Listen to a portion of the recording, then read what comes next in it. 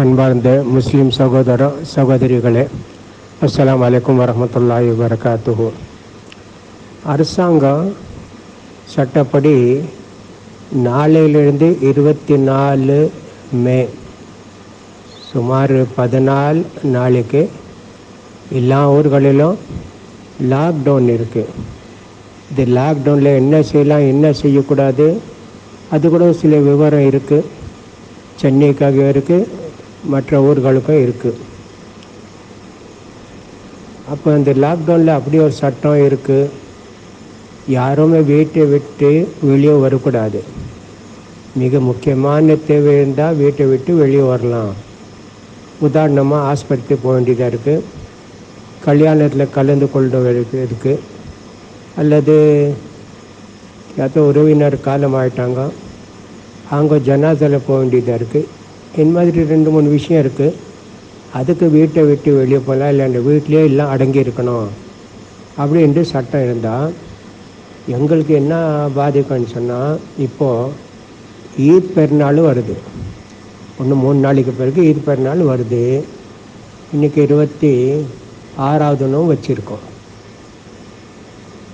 9 ஜூலை, இது மை 9ஆம் தேதி இன்றைக்கி.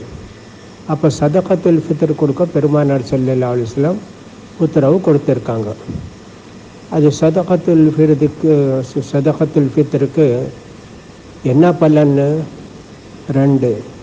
ஒன்று, நோம்பில் ஏதாச்சும் சின்ன தவறு ஏதாச்சும் ஏற்பட்டு இருந்தால், அனாவசியமாக யாரையும் திட்டிருப்போம், வேறு ஏதாச்சும் தவறு செஞ்சுருக்கோம். இந்த மாதிரி சதகத்துல் ஃபித்ர்னால அல்லாஹ் தஆலா அந்த சின்ன பாவங்களை மன்னித்து நோம்புகளை ஏற்றுக்கொள்வான். 2வது, அன்றைக்கி பெருநாள் அன்றைக்கி ஏழைகளுக்கு சாப்பாடுக்கு உதவி செய்யணும். இந்த மாதிரி கூறப்பட்டது. இப்போ நம்ம ஈது பெருநாளுக்கு பிறகு கொடுத்தா அந்த ஏழைகளுக்கு ஈது அன்றைக்கி சாப்பிட வசதி செய்யணும், அது போயிடுது. சில பேர் இப்போ எடுத்து வச்சிடுறாங்க, ஈதுக்கு பிறகு கொடுக்கலாமா, அப்போ கூட அதுதான். அது ஈத் பெருநாளுக்கு அவங்களுக்கு உதவி செய்யணுமே, அந்த உதவி போயிடும். அதனால் இப்போ கேள்வி என்ன, இந்த நேரத்தில் இன்றைக்கி 9ஆம் தேதி இருக்குது, மே 9ஆம் தேதி 26வது நோம்பு. இன்றைக்கி சதகத்துல் ஃபித்ர் கொடுத்துடலாமா? இன்றைக்கி தான் அனுமதி இருக்க வீட்டை விட்டு வெளியே போகிறதுக்கு. கொடுத்துடலாம். இந்த நிலைமையில் சதகத்துல் ஃபித்ர் இன்றைக்கி கொடுத்துடலாம். இது இந்த மாதிரி இருக்குது. சதகத்துல் ஃபித்ர் எது கொடுக்கணும், எவ்வளோ கொடுக்கணும்? நீங்கள் சாப்பிடக்கூடிய தானியம், கோதுமை இருந்தாலும் சரி, அரிசி இருந்தாலும் சரி, சாப்பிடக்கூடியது நீங்கள் எது சாப்பிட்றீங்களோ அது 2.5 கிலோ வீட்டில் இருக்கக்கூடிய ஒரு நபருக்கு கணக்கு போட்டு 2.5 கிலோ கொடுக்கணும். உதாரணமாக ஒரு வீட்டில் தாயார், தகப்பனார், புள்ள குட்டி எல்லாம் சேர்த்து 10 பேர் இருக்கிறாங்க. அப்போ 25 கிலோ கொடுக்கணும். நீங்கள் சாப்பிடக்கூடிய தானியம் அதை விட உயர்ந்தது கூட கொடுக்கலாம், ஆனால் நீங்கள் சாப்பிடக்கூடியது கொடுக்கணும். அப்போ 25 கிலோ கொடுக்கணும். இந்த 25 கிலோ ஒரே வீட்டுக்கு கொடுக்கணுமா? இல்லை, நீங்கள் பிரித்து கொடுக்கலாம். அவங்களுக்கு 2 கிலோ, அவங்களுக்கு 3 கிலோ, அவங்களுக்கு 4 கிலோ, ஆக மொத்தம் 25 கிலோ கொடுத்துடணும் நீங்கள். அதே போன்று நீங்கள் ஒருத்தர் தான் இருக்கீங்க, 2.5 கிலோ கொடுக்கணும். 2 பேருக்கு பிரித்து கொடுக்கலாமா? கொடுக்கலாம். ஒரு வீட்டில் 2 பேர் இருக்காங்க, இன்னொரு வீட்டில் 4 பேர் இருக்காங்க. 2 பேர் இருக்க அவங்களுக்கு 1 கிலோ கொடுங்க. 4 பேர் இருக்கிறாங்களா, அவங்களுக்கு 1.5 கிலோ கொடுங்க. அப்படி கூட கொடுக்கலாம், ஒன்றும் தவறு இல்லை. அப்போது ஒரு மனிதருக்கு கொடுக்க வேண்டியது 2.5 கிலோ. குழந்தை பிறந்து இருக்குது, இப்போ தான் மகரிப் நேரத்தில், மறுநாள் பெருநாள், அதுக்கும் கொடுக்கணும் சதகத்துல் ஃபித்ர். உங்களுக்கும் வசதி இருந்தால் கொடுக்கணும். யார் ஒரு ஏழை இருக்கிறாரு, அங்கே வீட்டில் 4 பேர் தான் இருக்காங்க, அவருக்கு 4 பேர் 10 கிலோ அரிசி கொடுத்துட்டாங்க. அப்போ அன்றைக்கி ஈத் அன்றைக்கி சாப்பிட்றதுக்கு எல்லாமே அவருக்கு 1.5 கிலோ 1 கிலோ தான் தேவை. பாக்கி 9 கிலோ அதிகமாக இருக்குது அவர்கிட்ட. இவர் தன் சார்பாக 2.5 கிலோ கொடுக்கணும். அரிசியில் எடுத்து இவர் கொடுக்கணும் வேறு ஏழைக்கு. அல்லது 2 பேர் இருக்காங்களோ அவருக்கும் அவர் மனைவிக்கு 5 கிலோ எடுத்து வேறு ஏழைக்கு கொடுக்கணும். இது யாருமே செய்ய மாட்டேங்கிறாங்க. வரதெல்லாம் வாங்கி வாங்கி வச்சுக்கிறாங்க தவிர இவங்க கொடுக்கணுமே அது செய்ய மாட்டேங்கிறாங்க. நோம்பு வச்சாலும் சரி நோம்பு வைக்காவிட்டாலும் சரி இது சதகாத்துல் ஃபித்ர் கொடுத்து தான் ஆகணும். ஈது பெருநாளுக்கு ஈத்காக்கு ஈத் செல்வதற்கு முன்னே இந்த சதகாத்துல் ஃபித்ர் கொடுத்து போகணும் அப்படின்னு சொல்லியிருக்கு. அதனால் இப்போ கொடுத்துட்டா 3 நாள் முன்னே பரவாயில்லை. அந்த மாதிரி சட்டம் இருக்குது. வீட்டை விட்டு யாரும் வெளியே வரக்கூடாதுன்னு சொன்னால் சதகாத்துல் ஃபித்ர் கொடுத்துடலாம். ஒன்றும் இதில் தவறு இல்லை. சில பேர் என்ன எழுதியிருக்காங்கன்னு சொன்னால், யார் அவங்கக்கிட்ட எவ்வளோ பணம் இருக்குது ஜக்காத்து அங்கே கொடுக்கணும், அவ்வளோ இருந்தால் தான் சதகாத்துல் ஃபித்ர் அவர் மீது கடமை.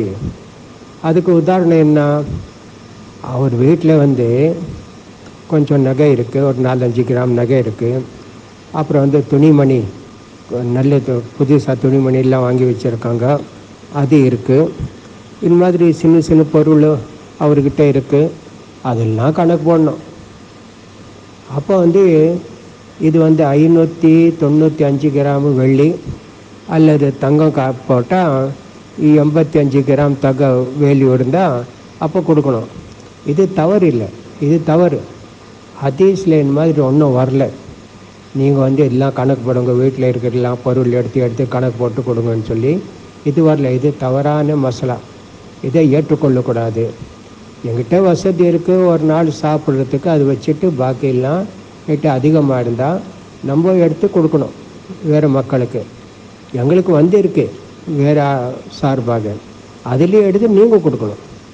அந்த மாதிரி இருக்குது சட்டம். எல்லாம் யார் இருந்தாலும் சின்ன பையன் இருந்தாலும் சரி. அப்போ வீட்டு தலைவர் தன் சார்பாக குழந்தைகள் மனைவி குழந்தைகள் சார்பாக கொடுப்பாங்க. உதாரணம் 10 பேர் எல்லாம் சேர்த்துட்டு 25 கிலோ கொடுப்பாங்க.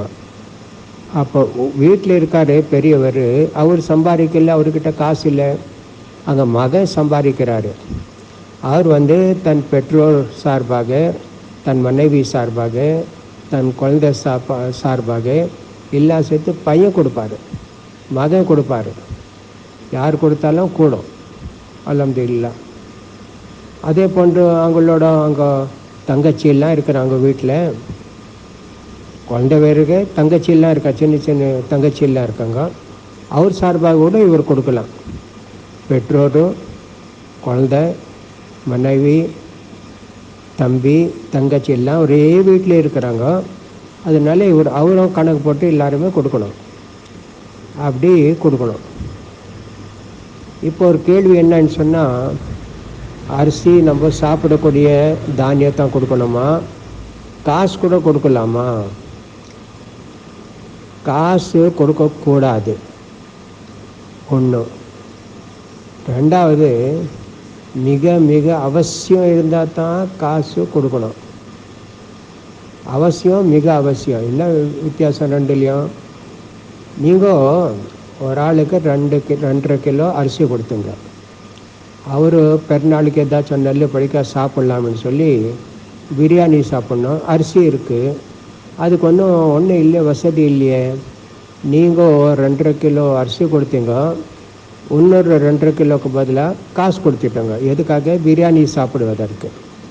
இது அவருடைய விருப்பம், அவசியம். ஆனால் மிக அவசியம்னு சொன்னால், நீங்கள் அவருக்கு சதகாத்துல் ஃபித்ர் 2.5 கிலோ அரிசி கொடுக்க போகிறீங்க. அவர் சொல்கிறாரு, நான் நோயாளி, மருந்து வாங்கிறதுக்கு என்கிட்ட காசு இல்லை, ரொம்ப கஷ்டமாக இருக்கேன். அப்போ நீங்கள் காசு கொடுக்கணும் இந்த தானியத்துக்கு பதிலாக, அவருக்கு தான். பாக்கியெல்லாம் நீங்கள் கொடுக்கக்கூடாது, அரிசி தான் கொடுக்கணும், கோதுமை தான் கொடுக்கணும். எந்த தானியம் நீங்கள் சாப்பிட்றீங்களோ அதை தான் கொடுக்கணும். இன்னும் சிலர் என்ன செய்கிறான்னு சொன்னால், அந்த 2.5 கிலோ அரிசி கொடுத்து ஜக்காத்து பணம் அதோட சேர்த்து கொடுக்குறாங்க. பணம் கொடுத்தா பரவாயில்ல. உதாரணமாக 2.5 கிலோ அரிசியும் 200 ரூபா ஜக்காத்து பணம் கொடுக்குறாங்க, அது பரவாயில்ல. ஆனால் ஜக்காத்து பணத்துக்கு பதில் அன்றைக்கி வந்து எரிச்சி அல்லது இன்றைக்கி வந்து அவங்களுக்காக கொஞ்சம் நெய், கொஞ்சம் பாதாம் பருப்பு, இந்த மாதிரி வேறு எல்லாம் வாங்கி கொடுத்துட்றாங்க. இல்லை, செய்யக்கூடாது. அது ஜக்காத் பணம் இருக்க ஏழைகளுடைய உரிமை.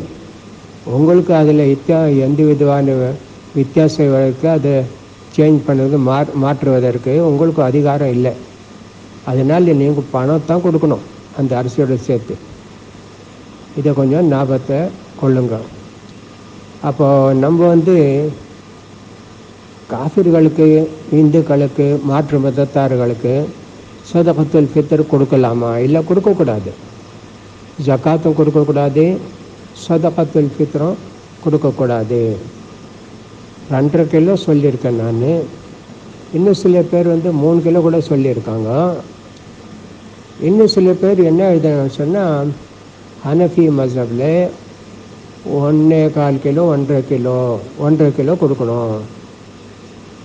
ஷாஃபி மذஹபில் 2.5 கிலோ கொடுக்கணும். இது 1.5 கிலோ எப்படி கணக்கு போட்டாங்க தெரியாது. முஆவியா ரலியல்லாஹு தஆலா காலத்தில் சிறந்த கோதுமை இருந்துச்சு, சாதாரண கோதுமை, சிறந்த கோதுமை.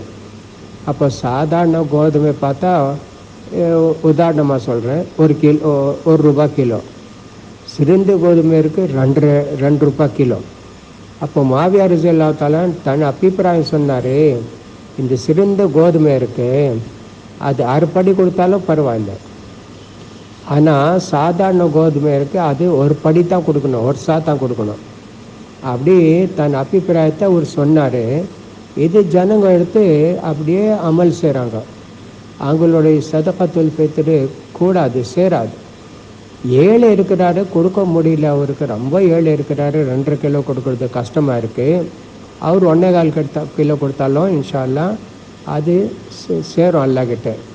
ஆனால் வசதி இருந்து 1.25 கிலோ கணக்கு போட்டு நீங்கள் சதகத்துல் ஃபித்ர் கொடுத்தா அது அல்லாஹ் தஆலா ஏற்றுக்கொள்ள மாட்டான். அது சதகத்துல் ஃபித்ர் ஆகாது.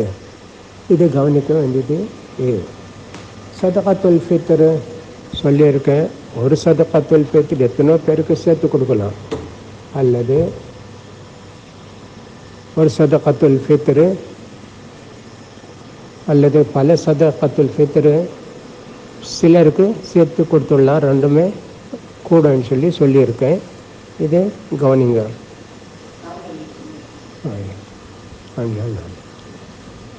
ரெண்டாவது வந்து கவனிக்க வேண்டிய விஷயம் என்ன இருக்குன்னு சொன்னால், கல்யாணம் ஆகி மக போயிட்டா, அப்போ தகப்பனார் அந்த மகளுடைய சதகத்துல் ஃபித்ர் கொடுக்கணுமா? இல்லை, அங்கே தான் போயிட்டாங்களே, அங்கே கொடுக்கணும். யார் மனைவி இருக்கிறாங்களோ அவர் கணவர் கொடுப்பார். இவர் வந்து சதகத்துல் ஃபித்ர் தந்து கல்யாணம் ஆன பொண்ணுக்கும் கொடுக்க மாட்டார், கொடுக்க வேண்டிய அவசியம் இல்லை. இந்த விஷயத்தெல்லாம் நம்மளாம் கவனிக்க வேண்டியதாக இருக்குது. இன்ஷா அல்லாஹ் இதில் ஏதாச்சும் சந்தேகம் இருந்தால் கேட்டுக்கலாம், பரவாயில்ல, உடனே பதில் சொல்லப்படும். இன்றைக்கி கொடுத்துடுங்க, நல்லா இருக்குது. அது மாதிரி ஒன்றும் சட்டம் இல்லை, ஜனங்கள்லாம் வெளியே வரலாம், பரவாயில்ல. ஆனால் வந்து 2 வீலரில் எல்லாம் வரக்கூடாது. அப்படி இருந்தால் கிட்ட யார் இருக்காங்க அவங்களுக்கு கொடுத்தா போதும். சிலர் வந்து ஜக்காத்துல் ஃபித்ர் சதகத்துல் ஃபித்ர் எடுத்து வச்சுட்டு பெருநாளுக்கு பிறகு பல நாளுக்கு பிறகு கொடுக்க முயற்சி செய்கிறாங்க. அப்படிலாம் செய்யக்கூடாது. ஏழைகளுக்கு அன்றைக்கி ஈத் பெருநாளுக்கு சாப்பிடக்கூடிய வசதி செய்ய வேண்டியதாக இருக்குது.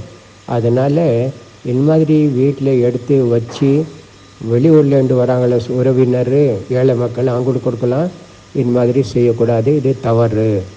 இன்ஷா அல்லாஹ் இது என்ன செய்ய முடியுமோ நீங்கள் அமல் செய்யுங்க. அல்லாஹ் போதுமானவர். அஸ்ஸலாமு அலைக்கும்.